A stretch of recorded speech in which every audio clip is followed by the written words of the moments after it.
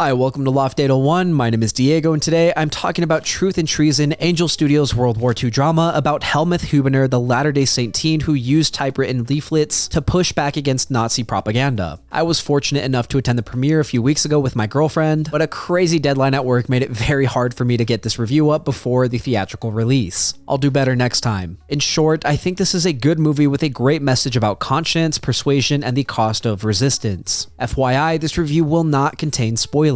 At its core, Truth and Treason traces Helmuth's awakening from patriotic German boy to underground pamphleteer. The story sets the table with everyday routines, church meetings, and crowded streets. The story then tightens the screws as the Gestapo presence grows. We follow Helmuth and his small circle of friends as they translate and circulate BBC reports and typed handbills. The plot keeps coming back to two questions. What does it mean to be a good German? And what does it cost to follow the truth when your country worships a lie? What's most important about this movie is that it's based on the true story of Helmuth Hübener. I appreciate that this movie leans into all the ups and downs of his life. I think what worked for me in this movie is how resistance isn't shown as a gunfight or an explosion. It's a discipline. It requires listening, reading, writing, and persuading. It's not about winning a brawl, but educating and changing minds. That resonates perfectly with how I view protests. If you don't persuade the undecided middle, you don't move society. The film's best stretches let us sit with that idea. Quiet rooms, clacking keys, and the moral calculus of whether sharing one more leaflet is worth one more risk. This film is fairly somber in its themes and tone. I love the idea of consciousness versus compliance. The religious institutions at the time, whether the Catholic Church, the Protestant Church, or the Church of Latter-day Saints, did not do enough to resist the Nazis and their ideology. Unfortunately, some local churches supported the regime and its beliefs. This movie doesn't sermonize us, but it asks us to think about how the churches showed up or didn't show up when it mattered. This is a very valuable provocation. Faith communities are not exempt from moral courage. Angel Studios released Bonhoeffer last year, which had very similar themes. I appreciated that movie for calling out the Lutheran Church's lack of resistance. I appreciate that this movie called out the LDS Church's lack of resistance. It's a restrained and respectful reminder of what can happen when churches are too afraid to be political. People get hurt. Ewan Horax plays Helmuth. He brings a convincing earnestness and steel to the role. His performance keeps Helmuth human. He's idealistic, scared, and stubborn. There's nuance in his eyes and facial expressions that sell his determination to do what is right. The supporting players were also great. I especially enjoyed Rupert Evans as Erwin Mussener, an SS officer who toggled between petty authority and uneasy curiosity. He's an unsettling character, but there's still some humanity to him. Helmuth's friends are played by Ferdinand McKay, Daft Thomas, and Nye Okamore. They feel like schoolboys forced to grow up, and I enjoyed their chemistry. I love the support that they had for each other and for Helmuth. Daniel Betts was sly as the LDS president of the St. George branch. His overenthusiasm for the Nazi regime and the fear of their wrath is frustrating. Across the board, the actors sell their characters. Trust curdles inside neighborhoods as friends and family go missing. The way being German stops meaning anything for Jewish neighbors who thought they belonged is tragic to see. I think this is where the movie could have leaned a little harder. It could have shown a bit more of the consequences of friendships and families being silently torn apart. It would have added significantly more to the stakes and the emotions. Visually, this movie is shot well. It's filmed in muted palettes like grays and browns, and that helps add to the somber and dramatic tone. The camera doesn't move around much, and that's fine because the visuals are largely grounded and not glossy. The only downsides to the visual restraint is that sometimes it can come across as if you're watching the History Channel. I don't think this movie needed to be flashy, but it could have used some more expressive visuals here and there to deepen the mood. The production itself is good. I love the costumes and period-accurate clothing. I love the interiors of people's homes. I love the busy offices and the cold interrogation rooms. From the signage to the church, everything about the setting felt cohesive. Adding to the era and mood, I enjoyed the score. It's largely restrained strings and piano, and they help guide the emotion. When it swells, it feels earned. There's no single memorable motif, but for a movie that wanted to be restrained, that's okay. I enjoyed the subtle and supportive bass line. The final thing I want to mention is that this movie is 2 hours long. I think one of two things should have happened. Option 1 is that with no changes to the direction of this movie, I think about 10 minutes could have been shaved off throughout the entire film. For option 2, this movie explores a slight romance arc which humanizes our characters a little more, but I would have instead liked to explore more of the consequences of the friend groups and families imploding due to the ideology and SS. If the movie had spent more time showing us the emotional fallout of that, then I think this movie's runtime would have been perfect.